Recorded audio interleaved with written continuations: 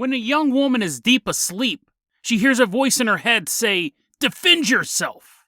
just in time to find two invaders breaking into her room. And then we meet a man who was traveling through Utah and saw a strange, otherworldly sight. Or did he? And then Insanity Week continues as we travel to a small town in the middle of America. Prepare yourself to examine the parable of the automobile. Today on Dead Rabbit Radio.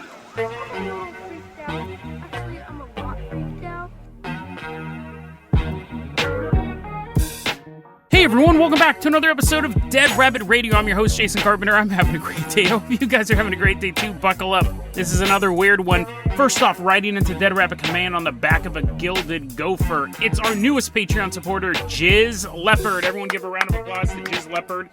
He's like that poor gopher. I just imagine a giant leopard on the back of this little gopher being like, Jizz Leopard, you're going to be our captain, our pilot this episode. Please don't eat the gopher. It's too late. If you guys can't support the Patreon, or if you don't eat gophers, that's fine too. Just help spread the word about the show. Really, really helps out a lot. We got a ton of stuff to cover. So Jizz Leopard, I'm going to toss you the keys to the Jason Jalopy we're going to leave behind Dead Rabbit Command. We are headed out to Houston, Texas. Jason Jalopy is an old-timey car driving us all the way out. It's April 5th.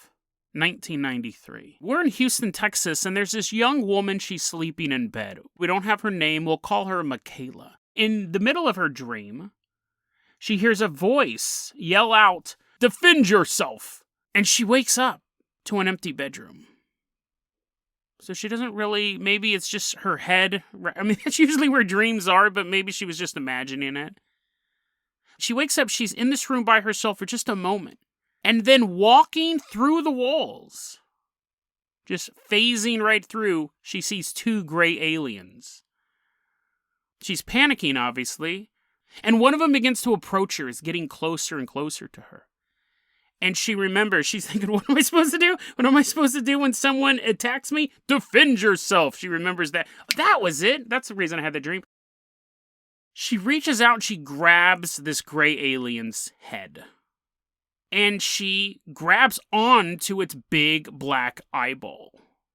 And then she pulls. It turns out, and I've heard this before in alien encounters, it turns out that the giant black eyes on the gray aliens are hard plastic or some sort of biofilm that is not their actual eye. It's the equivalent to if an astronaut went to another planet, like the documentary Planet 51 starring The Rock, if an astronaut went to another planet, they would think they'd think we were a cyclops. We had a giant head and then one big visor. And if you lifted the visor up, you would see Dwayne The Rock Johnson. But otherwise, it would just look like a cyclops. That this is some sort of protective coating. She grabs on and she pulls it away. And this mucus begins to cover her hands. Whatever was either the adhesive here or was some sort of organic liquid similar to blood. Like, stuff can be attached to you and be attached fairly permanent, but it's still not part of your makeup. But she rips this off of it. She rips the eyeball off. Doesn't rip the eyeball out. Doesn't poke it in. It would be the equivalent of taking someone's sunglasses off. But a bunch of mucus is shooting out. After she peels this eye visor off, the gray aliens retreat. I found that story on thinkaboutitdocs.com. They got it from Trisha McCannon. She wrote it for the International UFO Library magazine, June-July issue 1994. It's a very, very brief story. The reason why I wanted to cover it was, one, a gray alien gets beat up. I like that. Two, I think it fits in with Insanity Week. Because we see these visions of these gray aliens all the time. In literature, movies, things like that. And we're, at least at a certain point, we can be comforted by the lore. I mean, it's not so comforting when they're trying to drill a hole in your brain. But if you see a gray alien, you know what a gray alien is. You see a ghost, you know what a ghost is. But when you see things that are outside the realm of possibility, it's even more disturbing. Like the episode I did that to this day I get emails about. To this day I get emails about how disturbing this episode was. I'm not going to give away the punchline. Those of you who listen to it will remember it was the one about the 2 kids in Mexico who came home one day and went into their kitchen and they saw something that drove them mad. And you got to listen to that episode to really get the gimmick. Don't give it away. Don't give it away in the comments, but it just doesn't make sense. It would drive you mad to see something like that. And that episode was like episode 200, 300, something like that. I get emails to this day and YouTube comments to this day about how disturbing people found that episode. And so when you look at a gray alien and you know the big giant head, you know the big black eyes, but what happens? What's under that? If that's not really their eyeball, if that is the equivalent of a pair of sunglasses or a protective visor, what do they really look like? What if the whole, and I've heard this before, the whole gray skin is an astronaut suit? That's why a lot of people say it feels like plastic. It feels rough when you touch a gray alien. That it's actually a super tight space travel suit. So what are they? Like, could you imagine peeling one of those eyes off and looking and seeing something truly alien? Something you had never imagined was possible. Something that evolved on another planet. You're looking at its real eyeball staring back at you. All the TV shows, all the video games, all the cartoons, action figures, everything prepared you for a gray alien encounter. But when you peel that back, you see something that no one else on Earth has seen. Or at least survived to tell the tale. She's Leopard, let's go ahead and hop in the Dead Rabbit dirigible. We're going to leave behind Houston, Texas. Have a good night, Michaela. She can't sleep. She's like, no, I think they'll come back. Oh, don't worry. They'll come. They will come back. This time with reinforcements, but we won't be here. Just Leopard, we're leaving behind Houston, Texas. We are headed out to a remote part of Utah. We don't know exactly where the story takes place. A remote part of Utah is, 98% of the state? It takes place somewhere in Utah. I also want to give a shout out to Jim Jam. Jim Jam is the one who recommended this story. I don't know if I've announced this on the show yet. It's been up and running for a couple weeks. We actually have a Discord for the Patreon supporters that we've been doing. If you are a Patreon supporter, you can listen to me record an episode live every Sunday morning, which has been a lot of fun. It's been a lot of fun and allows me to kind of test out material, and sometimes I'll ask you guys questions. How does this story work? Da-da-da-da-da. So if you're a Patreon supporter, that is a really cool thing to check out. If you've been thinking about joining the Patreon, now is a great time to do it. We do have this Discord set up. It's really cool. So Jim Jan sent this over to me. Very, very brief story. But again, it's the implications of it that I think are interesting. We're in Utah. We're at a gas station. The big old dirigible is landing on the roof of a gas station. Everyone's like, look, Martha, it's one of them floating machines. We jump out to get some whatchamacallit bars and some Sprite Zero. And we see a commotion in the parking lot of this gas station. This was posted by Monkey897. And they were telling this story. They were driving through a remote part of Utah late at night. They stop at the gas station. And there's 10 people in the parking lot. They're just standing there in a circle, swaying back and forth. They're not making any noise. They're not chanting. They're just swaying as one movement, standing in a circle. In each of their hands, they're holding a glowing white orb, swaying back and forth in the middle of this parking lot, standing in a circle. That's it. That's the whole story. Monkey gets back in his car. They drive away. Apparently this happened at night in a remote part of Utah. That's all we get. This was posted on the Utah subreddit. And I actually reached out to Monkey and I was like, hey, is there any other information available? It never got back to me. Other people were like, whoa, dude, do you know where that was at? He was like, I don't know, remember? No detail whatsoever with this story. None. And then he just goes on. I looked at other Reddit posts he's posting. He's just a normal person. He's not in a bunch of weird subreddits like I am. He's not a member of the meth subreddit. He's not a member of all of these UFO crawler sighting subreddits, stuff like that. And the reason why I wanted to cover this story, I was hoping for more information, obviously, to either suss out whether or not this was a LARP. And he's like, oh yeah, and then the next day, like 10 of them showed up at my door and they had an 11th sphere, and they, okay. And now I know you're making it up, or you're in great danger. One of the two. You're either totally making it up, or you're about to be absorbed into a cult. Either or. I can't help you either way. But no, nothing. And I started thinking about it, and it actually stuck with me, because I read constantly. That's all I do for this show. I'm reading paranormal, ghost stories, conspiracy stuff. It's not an exaggeration. And so, that's why my vacations are so valuable to me. And so when a story sticks in my head, that's meaningful. Because I just go through stuff. Sometimes I'll read 2-3 paragraphs, dismiss it. It's just not interesting. Sometimes I'll read whole articles and decide not to cover them, whatever. This story stuck with me for weeks. I thought, oh, that's such an interesting story. And here's why. One, the visual's interesting, right? Just on a basic story level, it's an interesting story. I love paranormal stuff that is in society, but on the outskirts of society. The Hidden War, the Masquerade.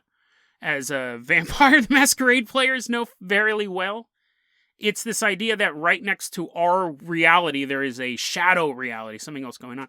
So I like that urban magic type of thing. This is happening in a fairly open spot. It's a remote part of Utah, but it is in a parking lot of like a Circle K, 7-Eleven, whatever it is. You have that element. But then secondly, it's funny to think that we as paranormal people, right? We are half ghosts, half skeleton. We as paranormal people would investigate this stuff, if we were driving through an area in the middle of nowhere and we saw something like this, we'd be like, oh, dude, probably take notes. Right? We would be the ones who'd get killed by the cult. But you take notes. I'm not advising you to do this, but you would observe and report is what I'm saying, right? You would remember where you were at the very least. This is what we do. This is our hobby. And the world of the paranormal, the world of the weird, doesn't care. It really doesn't. It's so interesting because ghost sightings can happen in front of the believer and the non-believer. UFO abductions can happen to the people who love UFOs and have watched all the UFO documentaries to someone who doesn't believe in them at all. The paranormal world doesn't care. It's very, very fascinating the way that works. And that's what happened here. This guy just didn't care. He stumbled across some weird cult that may have been summoning the dark god of Kanuna, and he just wanted his big gulp. It could have been a weird, wacky religion that's looking for new members. It could have been a LARP, and they were trying to get people interested in it, and they were starting... Who knows? But we would have at least figured out where we were. And so I love this. I actually love this story. The fact that we don't have a ton of information about it, and the fact that he was so blasé about it and just posted it on this Utah subreddit. Again, it wasn't even in like The Truth Is Here or some X-oriented subreddit or even the X board or anything like that. It was Utah. But I find it interesting. I find it fascinating that he just kind of went on with his life. And every so often he might remember this story. He might be like, oh, remember that? That's the giant glowing orbs are invading Earth, and Great Lord Kanarnar is taking over the United Nations, absorbing the souls of our leaders. He's like, you know what? This reminds me of that time I could have stopped the invasion of all reality. But every so often he might remember this story and think about it, or he may never. Again, like this story stuck with me. I might have thought about this story more over the past 2 or 3 weeks than he has. Interesting. That to me is very, very interesting. The reality and the unreality living next to each other, and people who aren't interested in at all bumping into it. A lot of times I'll see people who are like, I love ghosts, I believe in ghosts, but I've never seen a ghost. How can I see a ghost? And they're frustrated because they want proof. Some guy who doesn't believe in ghosts will have this totally intricate story about how he was in a cabin one day. And this old spectral miner was banging on the window, let me in, who's got my big toe? And you're like, you still don't believe in ghosts? Nah, it might have just been an optical illusion. I mean, the fact that he did rip off my big toe might be more than an optical illusion, but I still don't believe in ghosts. I think that's just a fascinating thing. Jizz Leopard, are you ready? Jizz gives a little nod of his head. Gilded Gopher, are you back alive? Gilded Gopher does a little bow. Jizz Leopard, I'm going to toss you the keys to the Carpenter copter. We are leaving behind Utah, and we are headed out to a small town in the middle of America. We're in a small town in America. Let's call it Pleasantville. It's a small town. You've lived here all your life. You've actually been very, very successful in life. You're the town judge. So people come to you, Judge, what should I do? You're like, I'm not a life counselor. But they're like, no, like, should I arrest that guy? The cop is walking up to you, should I arrest that guy? The guy's shooting a bunch of people? Yeah, you should do that. You help people with their problems. People come to you, chicken thieves, and you have to decide their fate. And you're a very well-respected judge. But there's been a bit of a controversy lately. You're starting to hear people complain about these newfangled machines called automobiles. Now, this is a small town. And for as long as you can remember, the horse and buggy was good enough for the people of Pleasantville. But these automobiles are coming into town, and you've heard about them. You've never actually been in one, but you've heard about them. They're loud, roaring machines, fancy pieces of steel fused together for a smooth ride down any country road. But see, there's a few local residents of Pleasantville who think that the cars are menaces, thinks that they should be completely banned. Those cars are driving through town, they're scaring the chickens. Why, did you know the other day Billy Bob got drunk, got behind the wheel of his automobile, and smashed over Miss Henrietta's chicken coop? And you go, that is troubling. Because you've heard that there have been 4 cases of automobile accidents in the small town of Pleasantville recently. Now, all 4 of those incidents were tied to reckless driving. All 4 of these people were driving over the speed limit, driving in crazy ways, and 2 of them were drunk. But these people in town want you to get rid of the automobile. It is a very loud mob of people shouting at you to get rid of them. In town, there is a small automobile club that has 45 members. And they're pretty open about their ownership of their cars. They love them. They really love the cars. They love the convenience. They love the power, the speed. They love the way they look. But you have all these people complaining in town, and you have these 45 people who love their cars. And you have these 4 accidents. Henrietta's chicken coop got smashed. Things could get worse. So you decide to ban automobiles in Pleasantville. And of course, the mob is happy. You've made them very, very content. But the 45 owners of vehicles say that's not fair. Like, sure, listen, we actually have a code of conduct here at the Automobile Club. We don't speed. We don't drink and drive. We follow laws, not just county laws, not just city laws.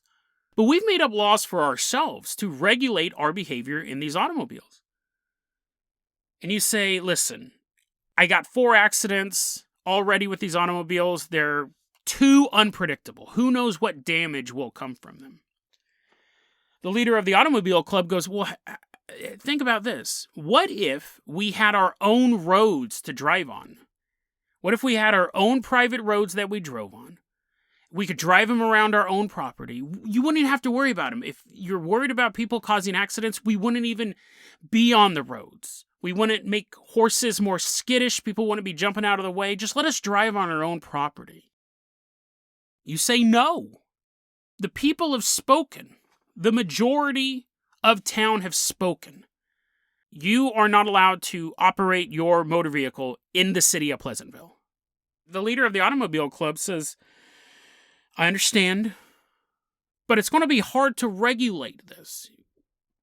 We own these vehicles, and we've used these vehicles to help people before. You may not know that, but when Mrs. Margaret, her wagon broke down, got stuck in the mud, I personally used my automobile to help get her wagon out of the mud.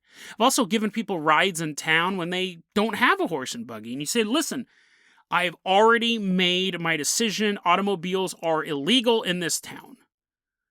The leader of the Automobile Club looks at you and he goes, there might be more people in this town who own cars than you know. One day, Mr. Jones is walking out to his barn. Mr. Jones is a member of the now banned Automobile Club. And his beautiful machine has been sitting inside of a barn for the past few months. Every day he goes out to wash it, to maintain it, to just kind of look at it. He misses driving his automobile, but the law won't allow it. At that time, his nephew Tom visits. "Hey, Uncle," Tom says as he walks onto the farm.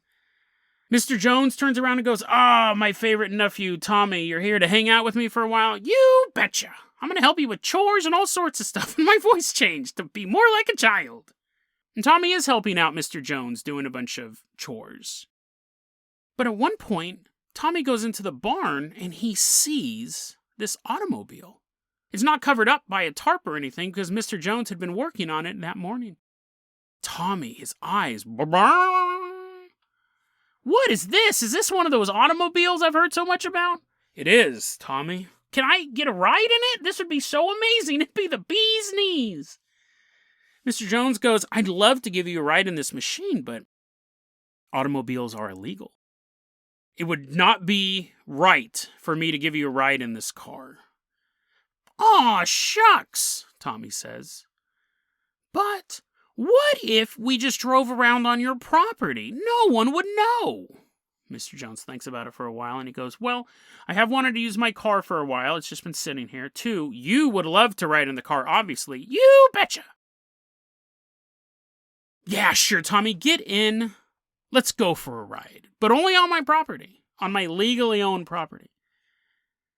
But the second Mr. Jones starts up that car, Mrs.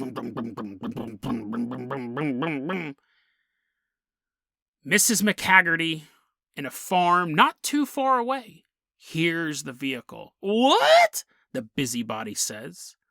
I bet you it's one of them automobiles again. And sure enough, she goes out and she sees this devilish man driving in his pristine automobile, Tommy with a bright smile on his face, driving around the farm. That's enough to get Mr. Jones arrested.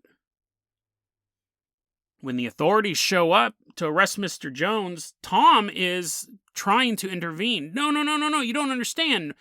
My voice gets deeper when the police show up. And he didn't break any laws. We didn't leave the property. And the officer goes, it doesn't matter. The law is no automobile operation at all in this city. And Tommy goes, but I was the one who wanted to ride in the automobile. The officer said, it doesn't matter. He's the adult. It was his decision to drive the automobile. He's in trouble. Aw, shucks, Tommy says. And then they go, Tommy, we need to get you back home. And they put him on the back of a horse to ride back to his house, as you would normally travel in this town. And the horse bucks Tommy off. He falls to the ground and gets a black eye. Ah! The horse said that was the horse. He thought it was Tommy. Twist ending. Tommy now has this big black shiner, but he is eventually taken home. And when his parents ask, what happened? How'd you get this black eye? He goes, well, I was at the farm with Uncle Jones, and I was driving around in his automobile, and before he can tell the whole truth, his parents go, you got injured in an automobile? I knew I should have been worried about Uncle Jones. So this goes to trial. There's a huge trial in town. Everyone's there, of course. You have the people who support the automobile club, but they're undercover. They don't want anyone to know they're on Mr. Jones' side. And then you have the brain mob of people who warned everyone about how dangerous automobiles were in the first place. And they bring Tommy up on the stand. And they ask him about what happened. And he says, it was my idea to get in the vehicle. My voice is even deeper now. It gets deep in different parts of the law process. It was my idea to be in the car. I saw the car, I wanted to get in it. And the prosecutor goes, well, Mr. Jones showed you the car. No, he didn't. I walked into the barn and it was there. Yes, but by leaving the car uncovered, he knew you would be fascinated by it. He knew you would want to be in the car. You see, it wasn't your decision at all. Tom thinks about it for a second. He goes, I guess if I hadn't seen the car, I wouldn't have... See, he led you on to want to be in the automobile in the first place. It was him. He's a monster. And all of the people in the crowd who hate automobiles nodded along to this. Tommy starts to think,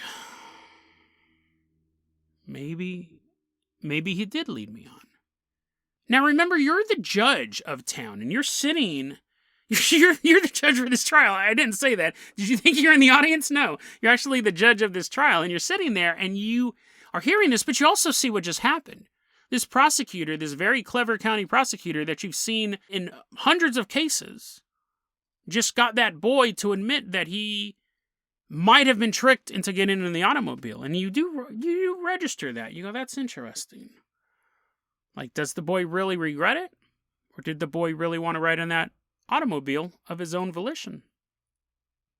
This trial continues, but it's not looking good for Mr. Jones. The fact of the matter is, he did break the law. He was using a vehicle. He was driving an automobile. But his defense lawyer isn't shabby either. And his defense lawyer gets up and says, listen, here's the facts of the matter. We have 45 automobiles in town. And we've had 4 accidents. 5 if you want to include Tommy getting his black eye. But that was from a horse after the car. If we want to talk about accidents directly related to cars, we only have those 4. And those are people who are driving irresponsibly. 2 of them are drunk. When we look at the amount of horses in town, we've had far more accidents involving horses than we have ever had with cars. Now, obviously, the argument is there's more horses than cars, so of course there's more accidents. But the defense lawyer goes, listen, there are more horses, correct, but there are so many horse accidents. People falling off. Look at Tommy here, got a black eye. People falling off horses. Horses going skittish, whole wagons being dragged off into the dirt. Horses biting people. That's apparently, I don't know if horses go around biting people, but horses robbing banks. You have all of these incidents with horses. And yes, a car ran over Mrs. McTaggarty's barn. But it just could have easily been a wild horse or a horse-drawn carriage with a careless driver, who we also have people who drive carriages drunk. The hen house is going to be smashed by either vehicle. It doesn't matter what the vehicle is. A horse and carriage out of control can do as much damage as an automobile going out of control. They can both kill, they can both maim, they can both destroy property, Your Honor. So why are automobiles illegal and horses and buggies not? And you're sitting there as this judge, and you look at the crowd, the numerous crowd, the majority of people who have spoken over and over and over again. Automobiles are dangerous. The people who use automobiles are dangerous. They should be banned in Pleasantville. Statistics be damned. Facts are not relevant. We do not like automobiles. 4 accidents are 4 accidents too much. And then you look over at the people who you know or have a suspicion they are members of the automobile club. You think of the statistics. You think of the emotional damage. You think of the case in front of you right now with Tom and Mr. Jones. The audience awaits your verdict.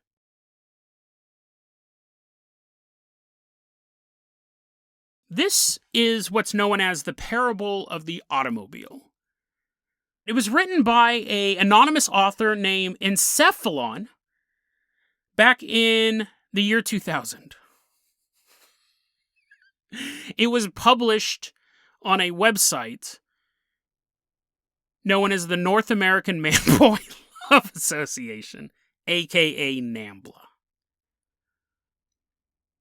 Welcome to Insanity Week, because this is a level of insanity that's clever. If I let's present this same story to you with what they want. The North American Man-Boy Love Association. I'm not putting this in the show notes either. You can Google this. I'm not going to be affiliated with this guy.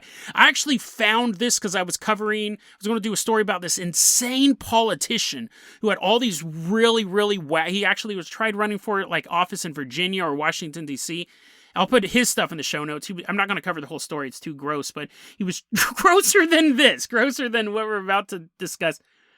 He was running for political office, and he said in his, statement of whatever the politician, their platform, he said in his platform, the parable of the automobile must be tested by democracy.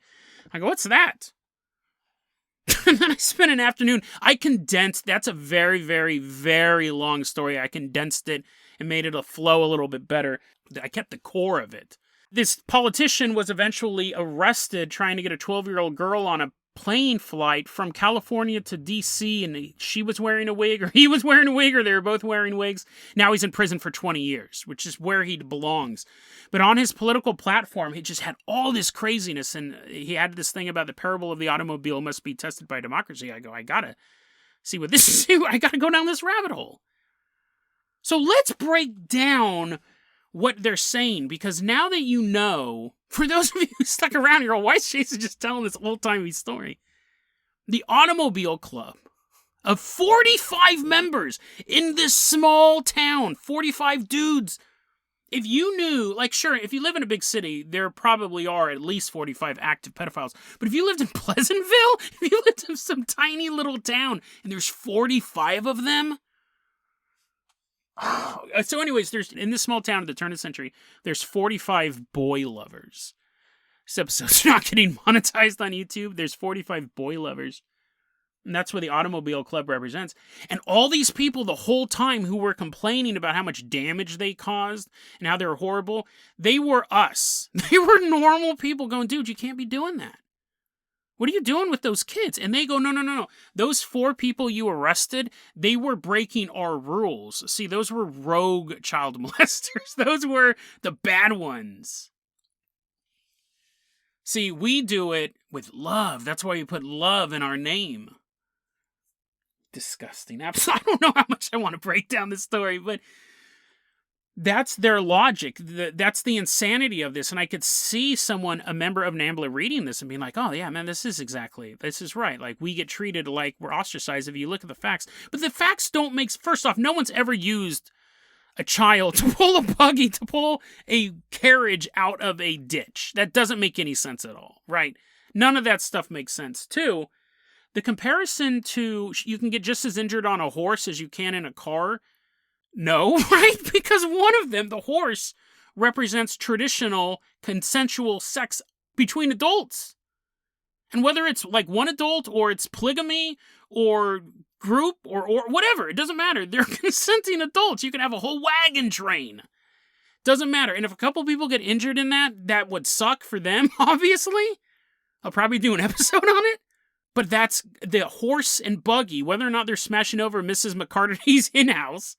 It's consensual adults. You're just gross, dude. You can't compare that. And technically, hopefully, no one's getting injured in either. One shouldn't exist. The Automobile Club should not exist in this comparison. The horses, hopefully be safe about it. Don't put a bit in your mouth and try carrying 5 passengers on your back. I think you'll be fine sexually. But this is their comparison. It's more people statistically, if you want to look at raw numbers, I guess. Actually, no, that still doesn't make sense. More people get injured during consensual sex than it does with NAMBLA dudes. And even if I was having consensual sex with someone and I stubbed my toe, or she accidentally, bit my dick or something like that, that's way better than anything these sickos are doing, right? So anyways, that doesn't make sense. Using your boy to pull a buggy out of a ditch doesn't make sense. When you think about it, it's the parable of the automobile and the boy coming over and seeing the car and being like, I want to ride in the car. You do go, well, yeah, of course. Who wouldn't want to ride in a car when they're brand new? But if you make that in the real world, what they're really talking about is, I don't want to go into detail, but somebody coming over and seeing an act, either a pornographic magazine, video, or something like that, and going, oh, I want to do that too. That's what that is a connection to. And so the character was saying that I wanted to do it.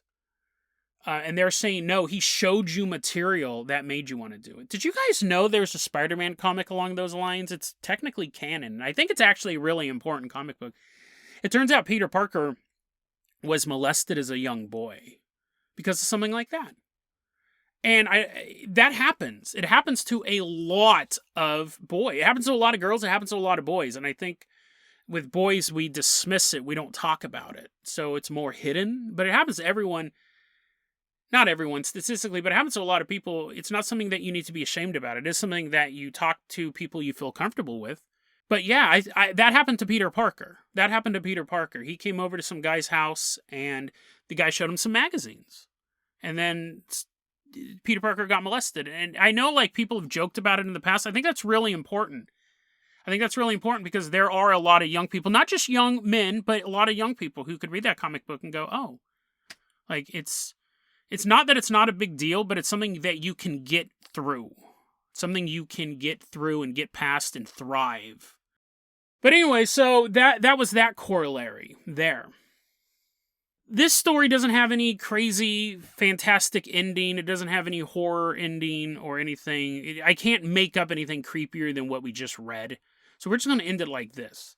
Sometimes the worst insanity is the insanity that hides itself as sanity. They make a good narrative when you don't know what they're arguing. And I think that happens a lot. I think a lot of times we hear a story and it sounds good and we nod our heads. We start agreeing with it and we don't know what the end game is. Could be something simple. Could be a politician trying to get your vote. Or it could be something nefarious, disgusting, unnatural. The story is right about one thing, though. You don't know how many members are in the Automobile Club. And that's the scariest part of all.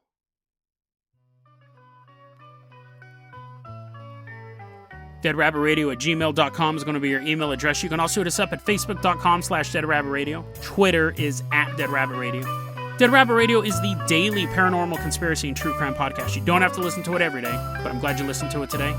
Have a great one, guys.